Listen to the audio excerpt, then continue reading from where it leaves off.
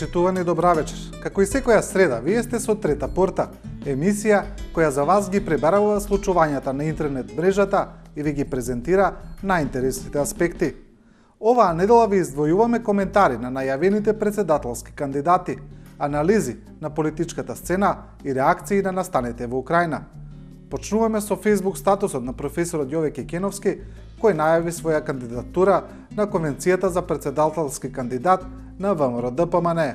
Инаку, за да го објасниме контекстот на неговата реакција на Facebook, треба да кажеме дека професорот Кекеновски неколку пати во минатото апелираше дека на таа конвенција тој ќе настапи како независен кандидат и очекува дека нема да има протекции за други кандидати кои би биле поддржани од потесното раководство. И сега професорот Кекеновски вели вака.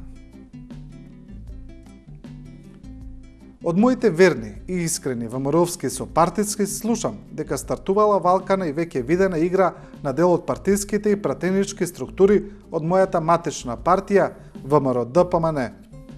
Лоботомирачката орда на заслужните теренски дејци започна со убедување на конвенцијските делегати и членството да гласаат за нивните левучарски пулени со задоцнета национална свест. Предпоставувате кои се нивните миленици. Залудно. Ем не можете да ги убедите самосвесните сопартици, ем правите огромна штета на партијата пред одржување на конвенцијата. Ви се обраќам вам, новите и полуновите. Доволно не разединивте по сите основи. Не чинете го тоа и натаму, ве молам. Тука под статусот на професорот има и некои коментари од корисниците на овој статус. Па еве еден корисник вели, за жал и од твое време ги има.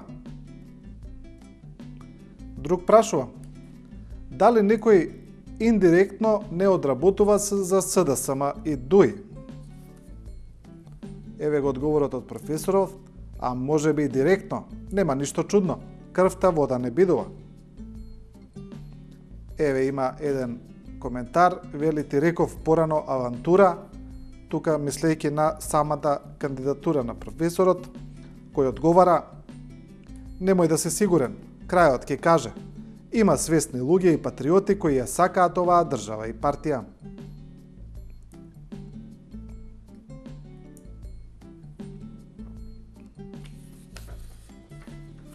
Продолжуваме со Facebook статусот на професорката Билјана Ванковска, која својата кандидатура за председател ја најави токму на социјалната мрежа Facebook. Таа стана позната по тоа што ги повика своите поддржувачи на Facebook да ја покажат својата поддршка за незината кандидатура со тоа што ќе стават лајкови на статусот со која таа се кандидира за председател. Така професорката собра 2000 лајка и ја почна својата кандидатура. Па еве сега професорката тука се обраќа на Сдруженијата на жените од кои бара поддршка. Се обратив до Сојузот на организациите на жените на Македонија со прашање дали ќе ја добивам нивната принципијална поддршка во процесот на собирање потписи.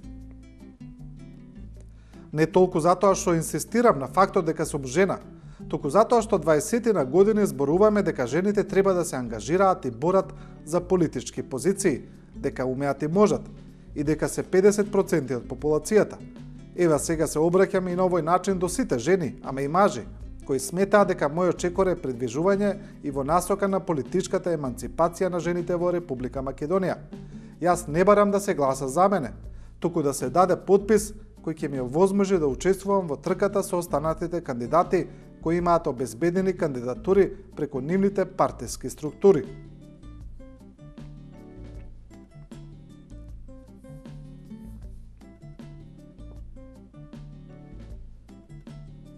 Сега, едно од главните шеги кои кружат на интернет заедницата во насока на професорката Ванковска е тоа дека таа нема многу разбирање за оние кои на незините коментари коментираат негативно или не се согласуваат со незините ставови и дека таа веднаш ги блокира.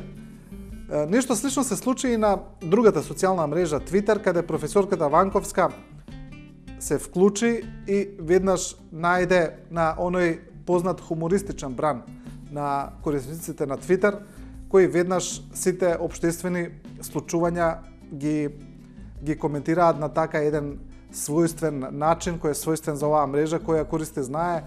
Тука веднаш се бара хумор и сатира во тие случувања.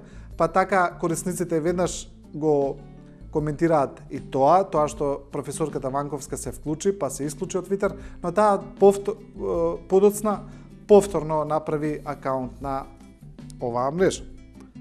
Пе некој дел од коментарите. Значи, под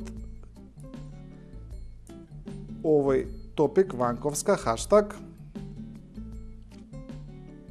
еве ќе прочитаме некој. Овој корисник вели дека професорката е прилично активна, вели од Ванковска не може глава да се крене на интернетов, се живо зарази. Еве друг вели, логично ми е некако МК Твитер да ја подржи Ванковска барем во кандидатурата за председател. Еве ги оние познати хумористични коментари. Ако треба 2000 лајка за председател на држава, за председател на куќен совет, 5 ретвита се доволни, нели? Има и ваков. Вели, се седам и си правам филмови во глава. Што би се десило ако Ванковска стане председател? Дали ќе ги депортира блокираните на Фейсбук? Еве уште еден за блокираните. Вели, Ванковска би победила уште во првиот круг, кога сите блокирани од неа на Фейсбук би излегле на гласање. Тука има, доста твитови и со поддршка, вела дека Ванковска заслужува да биде председателски кандидат, дека и не треба Твитер заедницата толку да е остра со неа, но еве тука тие уловиле и еден незин коментар. Вика, еве ви реков со Ванковска дека не ги сака нашите гласови, нели бевме како ланскиот снег. И тука е искористен фейсбук коментар на професорката, која вели вака. Токму така, граѓаните на Македонија се борат за екзистенција, а јас треба да се секирам дали ме сакале твитерджиите и елитите, Бог да чува. Ич не ми требаат нивните гласови, таму хиените на големо завиваат. Секоја чест на исклучоците.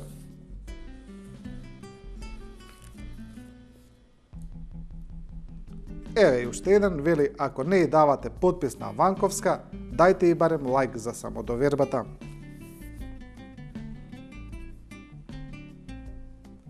Тоа беше Твитер заедницата за Ванковска. Продолжуваме со уште еден најавен председателски кандидат кој најави собирање на подписи и тоа го почна. Тоа е Стојанче Ангелов, председателот на партијата Достоинство. Еве еден од неговите фейсбук статуси во овој период. Вели, уште една голема победа за Достоинство, законот за служба во АРМ ќе важи ретроактивно и за отпуштените професионални војници. Иако некои беа песимисти, се покажа дека нашите последни протестни собири со отпуштените професионални војници сепак вродија со плод.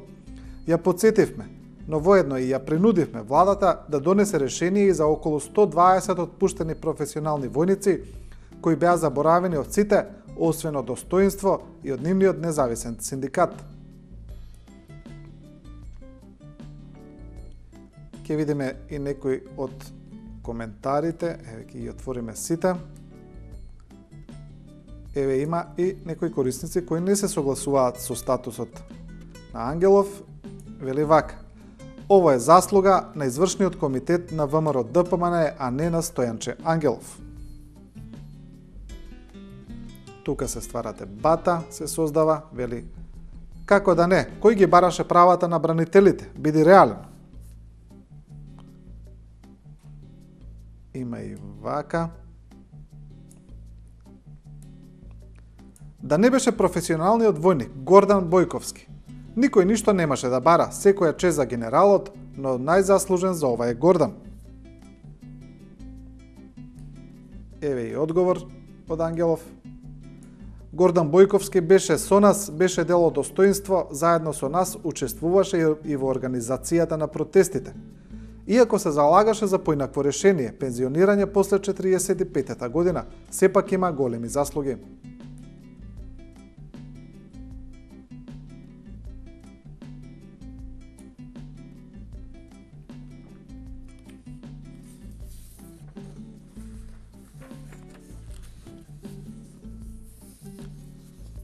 Емисијата ја продолжуваме со анализа на останатите политички случувања, но сепак председателските избори се неизбежни од сите реакции и коментари, но тука нели сега се шпекулира и со можните предвремени парламентарни избори, па тука имаме некои коментари и реакции и на таа тема.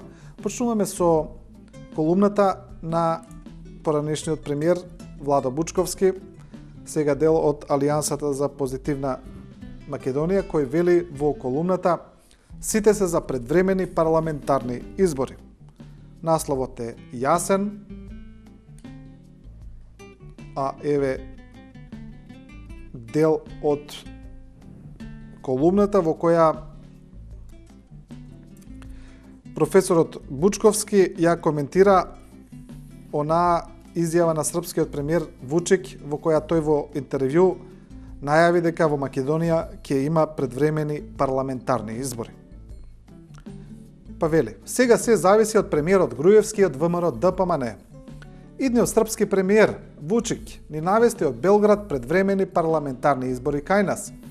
Дали актуелниот српски премиер Дачик ја добил таквата информација при неделната светосавска посета на Скопје, па му ја пренел на својот актуелен заменик, може само да предпоставуваме. Ако е така, ако премиерот Груевски решил да има предвремени избори, лесно ќе се договори или веќе се договорил со Дуи. Инаку, убеден сум дека и на Заев му одговараат предвремени парламентарни избори. Последниот натрешен судир во СДСМ, испровоциран од Наташа Савова, би требало да биде уште една причина повеќе и СДСМ да биде за предвремени избори.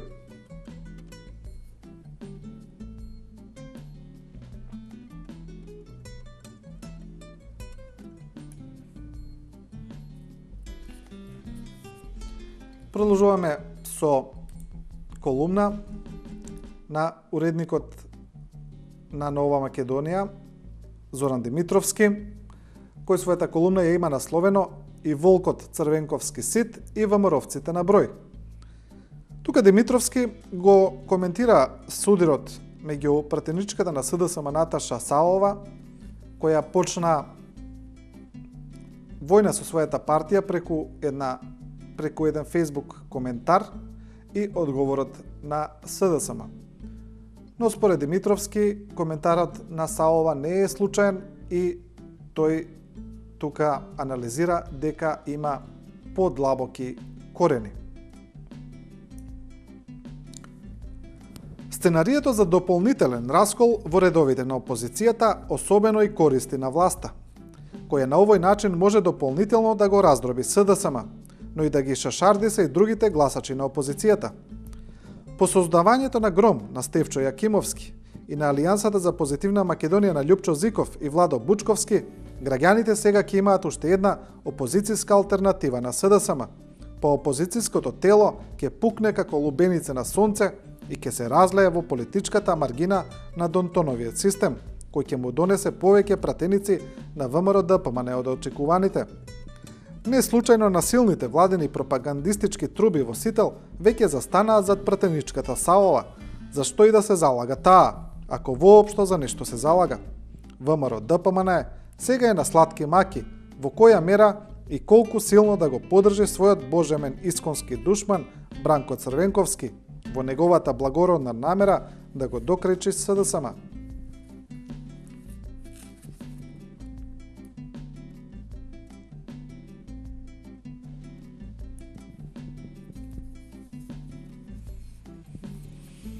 Продолжуваме со останатите политички случувања.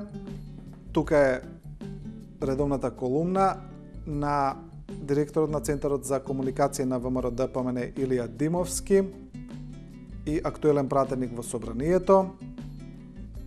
кој вели програмата ја најавија и ја заборавија, и насловот и колумната ја адресира до СДСМ во однос на нивната изборна програма и партиска програма. Димовски вели дека СДСМ се занимава со други работи, но дека најавија програма, таа програма ја немало и дека сите чекаат, се уште чекаат да ја видат. Втората работа што недостига на СДСМ е нивната долго најавувана програма. Ја најавија за 20 декември со изјава и со фанфари, но не ја објавија. Повторно ја најавија сега за 20 јануари, но повторно ја нема, ја заборавија. Замислете, тие не додржаа на зборот дека ќе ја објават, а камоли да прифатиме дека ќе додржат на зборот дека ќе ја реализираат. Дали разбраа дека многу од нивните предлози беа несериозно спремени, без бројки и потребни пресметки, или пак немаат доволно кадровски ресурси за да ја обликуваат до нејзиниот крајен формат? Воопшто не е битно. Битно е тоа што не си останаа на зборот, ја најавија 2 пати и 2 пати излажаа. Затоа некој во таа партија треба да разбера и да престане да ги напаѓа сопствената држава и сопствените граѓани за сите проблеми што самите ги имаат или со сила си ги создаваат.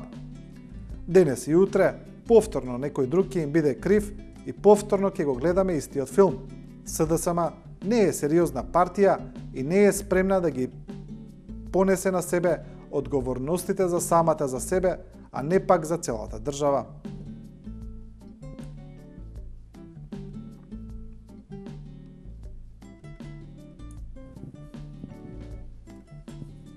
Продолжуваме и со колумна на пратеникот на ВМРО-ДПМНЕ Владко Ѓорчев, кој овој пат зборува за економија и вели оваа колумна е посветена на Кавадарци и на инвестициите во тој град. Вели фабриките отворија повеќе илјади работни места.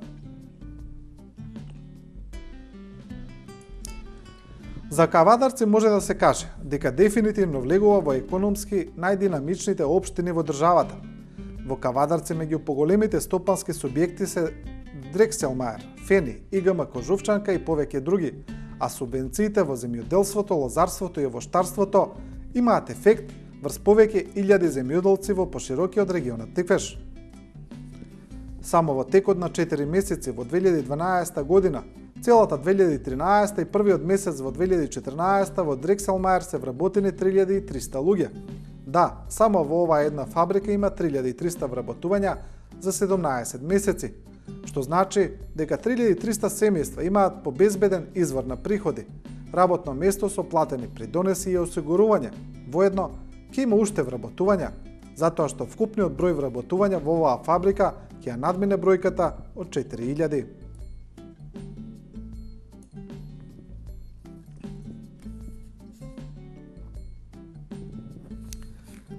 Тука го завршуваме овој дел посветен на политичките случувања. Сепак политиката ќе биде дел и од следните колумни, тоа е неизбежно, но овој пат ќе се фокусираме на еден друг сегмент, на еден друг аспект, а тоа се случувањата во медиумите, објавените тендери на партиите кои ги земале видни новинари на национални телевизии, реакциите на дел од другите медиуми кои објавуваа потоа фирми на останати новинари, но кои фирми не се поврзани со никакви владени тендери, туку едноставно требаше се прикажа дека тие новинари исто така имаат фирми. Еве ќе почнеме со колумна на политичкиот аналитичар Рамадан Рамадани, кој го коментира исто така што можните предвремени парламентарни избори во Македонија се најавија од српскиот премиер, вице-премиер. Па еве вака.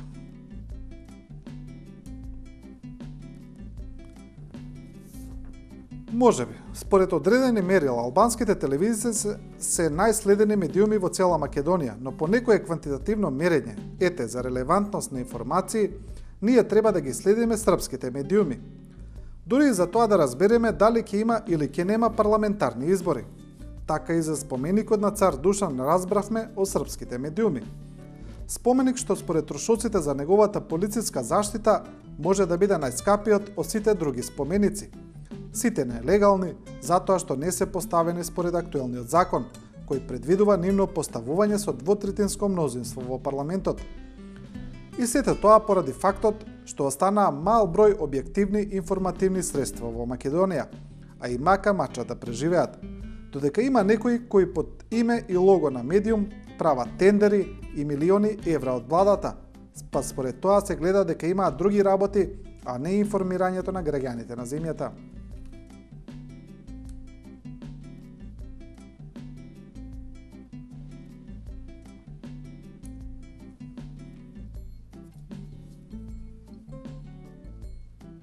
Продолжуваме со редовната колумна на уредникот на Вест Горан Михайловски. Сакам да кажам во која дел е исто така посветен на случувањата со новинарите, со тендерите и реакциите на дел од медиумите кои се обидоа оваа афера да не ја спомнуваат, току извадија други приказни во кои се спомнуваат други новинари кои имаат фирми. Колумната на Михайловски е насловена "Ам да умриш". Значи, тоа е напишано на дијалект.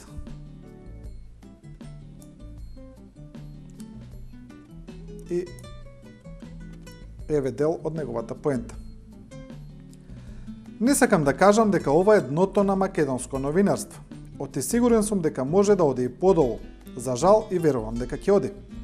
Сакам само уште еднаш да се осврнам на случајот кој повлече нога, а кој колегата Зоран Димитровски од Нова Македонија инспиративно го нарече Ивона Гейт. И обидите тој да се релативизира во стилот "Ние сме Валкани, ама и вие сте Валкани". Значи во Ивона Гейт темата не е дали новинарите имаат фирми, туку дали владата корумпира новинари, така што на нивните фирми им овозможува привилегиран настап на владени тендери. Тоа е трагедија што не ги засега само владата и новинарството. Со овој памет што го имаме, оваа пракса темелно ја оштетува јавната сфера до степен што тешко ќе се оправи. Значи не страда само новинарството. Можеме ние да гледаме сер и да се ситиме едни на други, ама ова остава трајни последици. Страда општеството во кое сите живееме и кое во блиска иднина нема да стане подобро, па макар уште утре не примеле во ЕУ со се уставното име.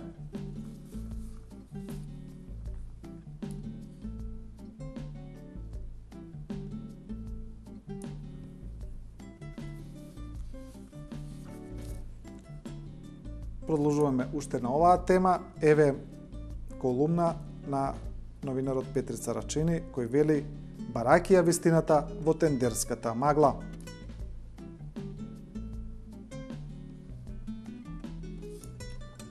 Погледнете во кој правец се развива последното спектакуларно соголување на владината медиумска машинерија и начините на кои се трошат парите на граѓаните за медиумските миленичиња, чувари и промотори на природениот систем на вредности. Погледнете ги и обидите скандалозните злоупотреби да се релативизираат и да се изедначат со законско и легално пазарно работење на медиуми и новинари, кои ја критикуваат власта преку вадење деловни и лични податоци на овие новинари, кои, внимавајте, не трошеле пари на граѓаните, туку си имаат имоти фирми, преку кои на пазарот, како и многу други граѓани, се обидуваат да заработат и да успеат во животот. Во целата ситуација, ептен ме развесели соопштението на асоциацијата во која членуваат милениците на власта, оние чии што имиња се споменуваат во последните афери.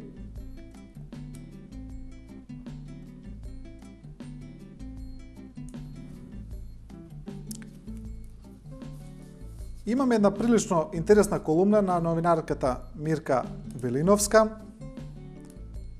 која обично ги брани ставовите кои произлегуваат од владата, најчесто.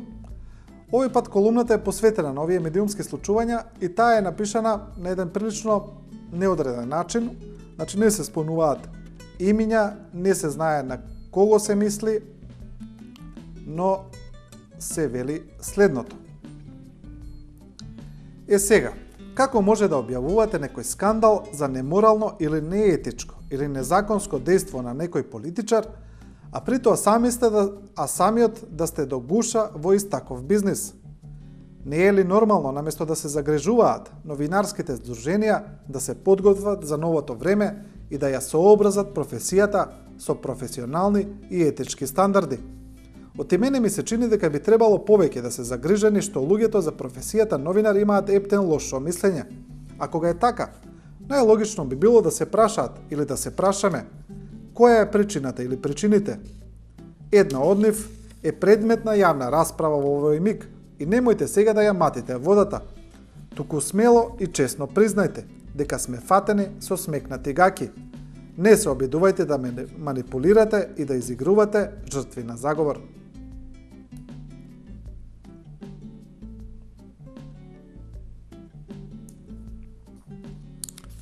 Прилично интересен став на Велиновска. И сега продолжуваме со Ристо Поповски, кој исто така зборува за ова, вели баби и жаби во насловот на колумната.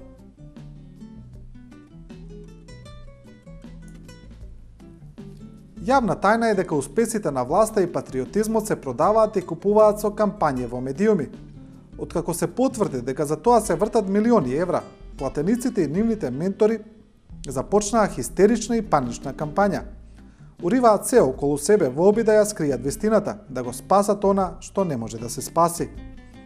Тонат се подлабоко во корупција, се закопуваат во нови лаги. Викајќи држте ги краците, со порој, невистини и вулгарности се нафрлија вис вистинитите новинари и медиуми. Трагикомичен е обитот да се отсрнат она малку медиуми и новинари што наспроти владините платеници успеале да останат и да опстанат, да ја бранат честа на новинарството и образот на професијата. Балканата кампања сите новинари и медиуми да се стават во еден кош и да се прогласат за платеници, како бумеранг им се врати и на нарачателите и медиумските послушници.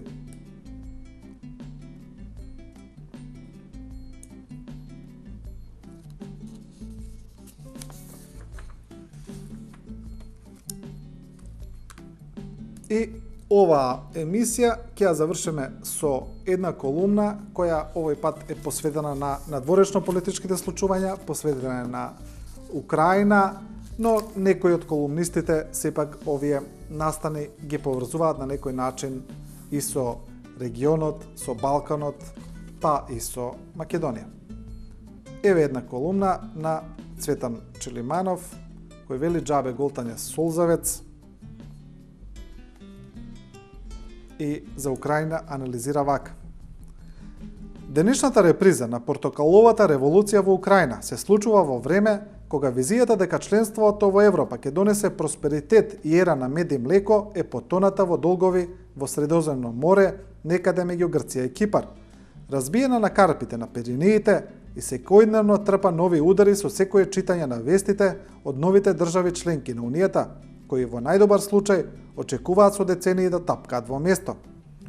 Без никакви шанси за економски раст, украинците денес протестираат, очекувајќи поддршка од Европа, водена од Германија, која изгради директен подводен гасовод кон Русија и специјално за да ја заобиколи Украина, а со тоа и да ја остави на милост и немилост на Русија. Украинците бараат поддршка и од Вашингтон, каде што актуелниот председател е светлосни години далеко од неговиот колега, кој сесрдно ја поддржа првата портокалова револуција.